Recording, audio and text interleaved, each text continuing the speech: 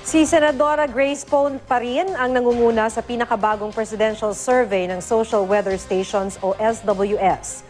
47% ng boto ng 1,200 respondents ang pumili sa senadora. Naungusan naman ni Mar Rojas si Vice President Jejo Marbinay sa survey. 39% ang nakuha ni Rojas, habang 35% ang kay Binay. Nasa ika-4 na pwesto si Davao City Mayor Rodrigo Duterte kahit nauna na niyang sinabing hindi siya tatakbo sa pagkapangulo. Isinagawa ang survey nitong September 2 to 5. Sa isang pahayag, nagpasalamat si Poe sa suporta ng taong bayan sa kanya. Patunay raw ito na nasa tama ang kanyang mga nasimulan. Sabi naman ni Rojas, natutuwa ang buong koalisyon ng Daang Matuwid sa pag-angat niya sa survey.